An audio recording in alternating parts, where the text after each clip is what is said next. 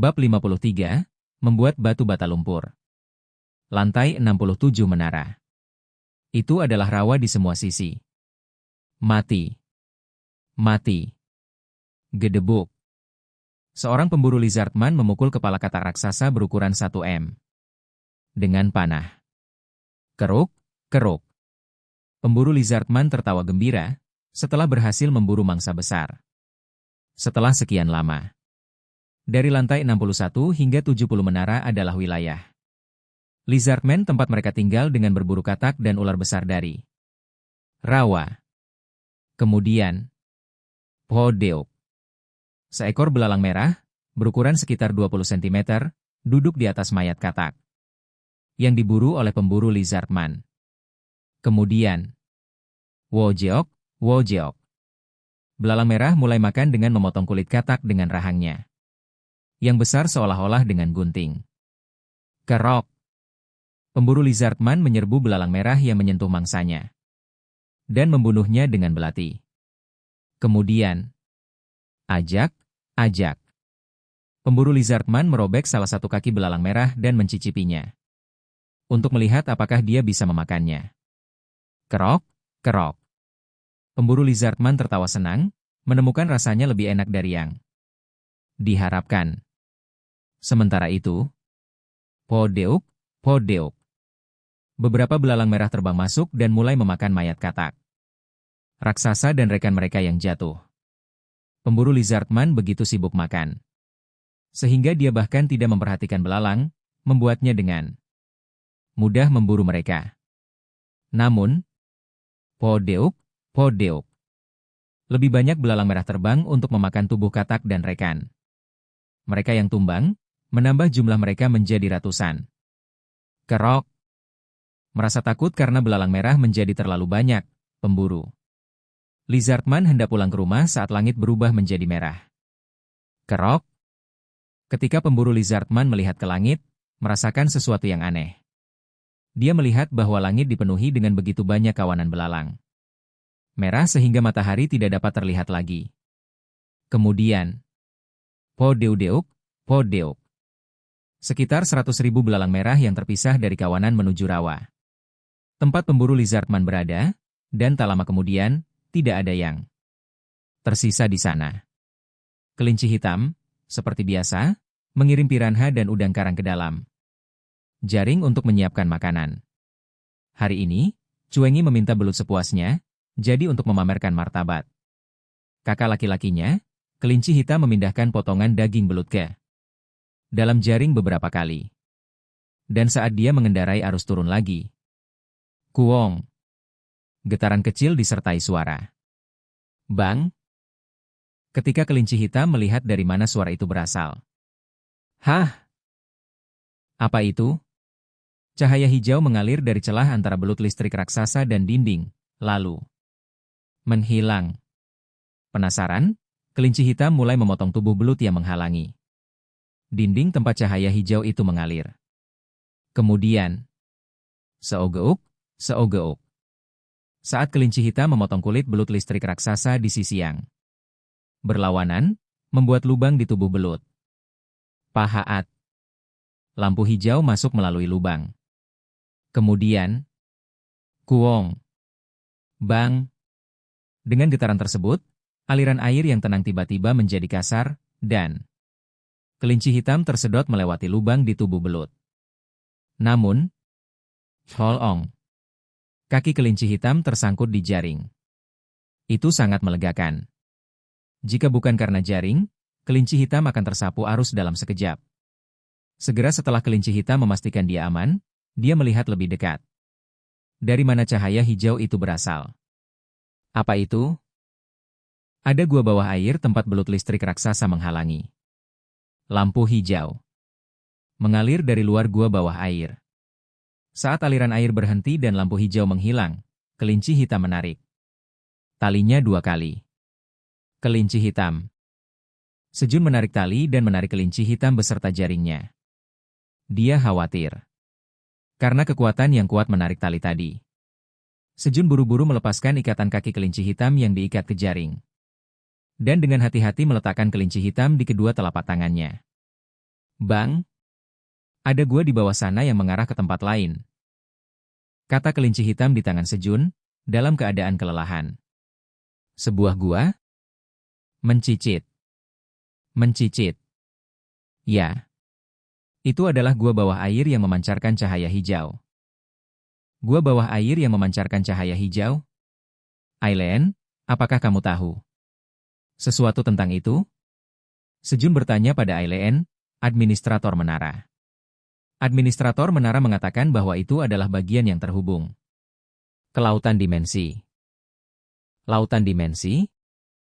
Administrator menara mengatakan menara terhubung melalui lautan dimensi. Administrator menara mengatakan ada monster bawah air yang sangat menakutkan yang hidup di lautan dimensi. Administrator menara mengatakan bahwa jika kelinci hitam tersapu ke lautan dimensi, dia akan kehilangan nyawanya. Ada hal seperti itu? Mendengar kata-kata Aileen, Sejun merasa beruntung kelinci hitam kembali dengan selamat. Dengan cara ini, mereka memakan makanan laut yang dibawa kembali oleh kelinci hitam untuk makan siang. Kukueong. Cuengi mengambil sepotong daging belut utuh dan mengunyahnya. Terima kasih saudara. Mencicit. Kelinci hitam dengan dingin mengacungkan jempol. Aku bilang untuk mempercayai saudaramu. Meskipun dia baru saja hampir mati, kelinci hitam menganggap harga diri kakak laki-lakinya lebih penting. Setelah makan siang, Sejun meningkatkan kemampuan menciptakan awan petir sambil beristirahat bersama kelinci hitam dan Cuengi. Dan ketika dia turun untuk memanen tomat di dalam gua. Hah? Cai ombong. Cai ombong. Kolam itu dipenuhi monster bawah air. Ketika tubuh belut listrik raksasa yang menghalangi gua bawah air menghilang, dan air mulai mengalir dengan baik. Mereka masuk melalui gua bawah air yang terhubung ke lautan dimensi. Mencicit. Gembira dengan kemunculan piranha yang akan memberikan poin pengalaman dan protein, kelinci hitam melompat ke dalam kolam. Kemudian, ini, senang melihatmu. Ada juga monster baru di dalam kolam. Itu adalah monster dengan ujung runcing seperti roket, tubuh panjang sepanjang lengan, dan 10 kaki. Kelinci hitam, bagus. Sejun pun buru-buru lari ke kolam dan menangkap monster baru itu. Kamu telah mengalahkan cumi-cumi. Anda telah memperoleh 3 poin pengalaman. Makan siang hari ini adalah sup cumi dan tumis cumi. Sejun mengira monster bawah laut yang sangat menakutkan itu mungkin sedang membicarakan makanan yang lebih enak lagi. Dia menjadi tertarik pada lautan dimensi. Laut yang penuh dengan segala jenis ikan langka dan lezat. Namun, sulit untuk saat ini. Untuk menuju lautan dimensi, diperlukan persiapan yang matang. Sejun berjanji pada dirinya sendiri untuk masa depan dan fokus menangkap cumi-cumi. Anda memiliki notifikasi baru. Kuing, Aileen, yang telah menonton Sejun jika dia memutuskan untuk menjelajah ke laut dimensi, menekan notifikasi merah yang muncul di layar bola kristal. 53.128.137,12 belalang merah telah menyerbu lantai 67 menara. Belalang merah? Aileen kaget saat melihat peringatan itu. Sudah hampir 100 tahun sejak invasi belalang terakhir di menara. Pada saat itu, kakeknya telah menyelesaikan masalah tersebut sementara Aileen, yang tidak dapat meninggalkan ruang administrator, hanya dapat menonton. Apa yang harus saya lakukan? Aileen tidak bisa membuka portal yang terhubung keluar menara dengan kemampuannya. Sementara Aileen sedang berjuang. 0,01% dari lantai 67 telah dihancurkan oleh belalang merah. 1,2% dari lantai 67 telah dihancurkan oleh belalang merah. Alarm masuk dengan cepat. Belalang merah yang menginvasi lantai 67. Melahap semuanya hidup-hidup. Hari ke-218 terdampar. Alangkah baiknya memiliki gochujang atau mayones. Kunyah-kunyah. Sejun merenung menyesal sambil mengunyah cumi setengah kering. Sejak gua bawah air yang terhubung ke laut dimensi dibuka, piranha dan cumi-cumi. Berlimpah di kolam. Maka, Sejun telah merangkai cumi-cumi yang tertangkap di atas daun-daun bawang, menciptakan cumi-cumi setengah kering, makanan ringan baru. Setelah ubi kering. Bagaimana itu? Sejun bertanya, melihat kelinci arsitek memeriksa lumpur. Sejun saat ini sedang berkeliling wilayah Minotaur hitam dengan kelinci hitam dan kelinci arsitek. Berbunyi. Kelinci arsitek menganggukkan kepalanya. Ini cukup. Alasan Sejun datang jauh-jauh ke wilayah Minotaur hitam meski sibuk bertani adalah karena lumpur. Ketika Sejun sebelumnya mengunjungi tempat ini, dia berpikir untuk membuat batu bata lumpur saat melihat lumpur, dan dengan bergabungnya kelinci arsitek, dia memutuskan untuk mulai membuat batu bata lumpur dengan sungguh-sungguh bagus.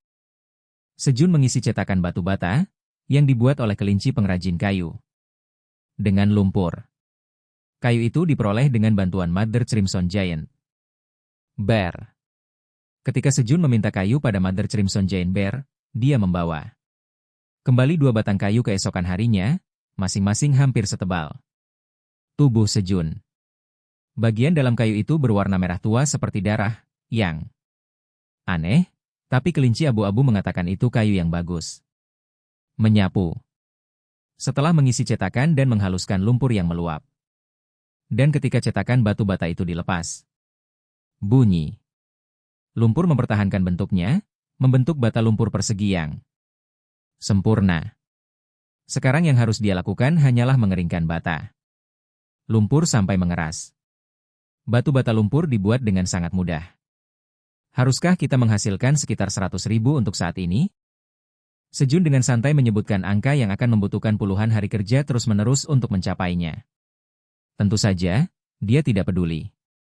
Dia tidak akan membuatnya sendiri. Ada banyak pekerja cadangan di daerah itu yang menggulung lumpur ke dalam mulut mereka, jadi dia tidak perlu melakukannya sendiri.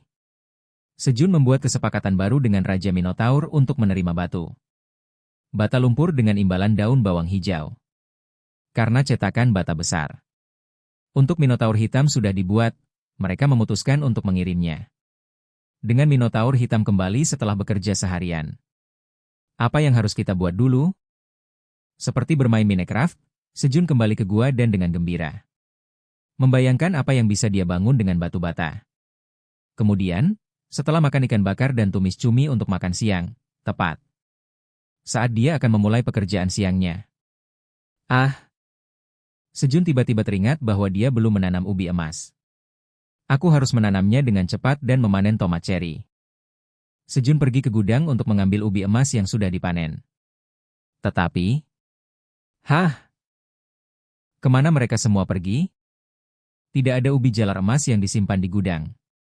Di atap gedung Asosiasi Kebangkitan Korea, yang dibangun tepat di sebelah menara hitam, 2 pria kekar sedang melihat ke bawah ke pusat kota. Gangnam. Pasukan apa yang menghubungi keluarga Park Sejun? Presiden Han Tae-jun meminta murid tertuanya, Cha Si-hyuk, mengembuskan asap dari rokoknya. 23 negara termasuk Amerika Serikat, Jepang, dan Cina sedang memantau keluarga Park Sejun. Saya diam-diam berurusan dengan orang-orang dari 3 negara yang mencoba melakukan penculikan. Bagus sekali. Apakah ini giliran Dong SIK sekarang untuk melindungi mereka? Ya. Katakan pada Dong SIK untuk datang menemuiku selama pergantian shift.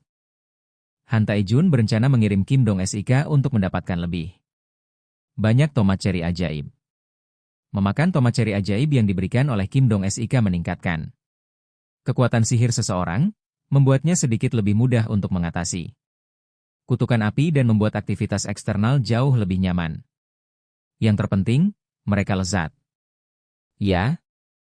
Sementara mereka berbicara selama sekitar 10 menit. Mendesis. Lepuh mulai terbentuk di jari Han Tae-jun, disertai dengan suara terbakar dan munculnya luka seperti luka bakar. Aduh. Brengsek. Kutukan ini? Tuan, apakah kamu baik-baik saja? Apa yang diributkan tentang ini? Pergi saja. Ya? Cha Si-hyuk dengan sedih melihat tuannya, Han Tae-jun, turun dari atap. Di masa lalu, dia bisa tetap aktif di luar selama sekitar 1 jam, tetapi sekarang, dia kesulitan bahkan setelah 20 menit. Pasti ada jalan. Cha Si-hyuk bertekad menemukan cara untuk mematahkan kutukan tuannya. Kenapa ini di sini, Meong? Duduk di punggung Elka dan memeriksa inventarisnya, Theo memandangi Ubi. Jalar emas di inventarisnya yang memancarkan cahaya dengan ekspresi bingung. Sejun dengan jelas mengatakan bahwa dia akan menanam ubi jalar emas.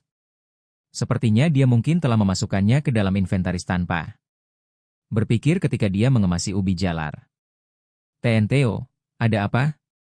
Bukan apa-apa, Meong. Tidak ada masalah, Meong. Atas pertanyaan Elka, Theo buru-buru menjawab. Saya tidak bisa menunjukkan kelemahan kepada bawahan saya, Meong. Aku. Theo yang sempurna, Meong. Sementara Theo memikirkan cara menangani ubi emas, Elka memasuki pintu. Masuk rute pedagang yang mengarah dari lantai 60 ke lantai 50.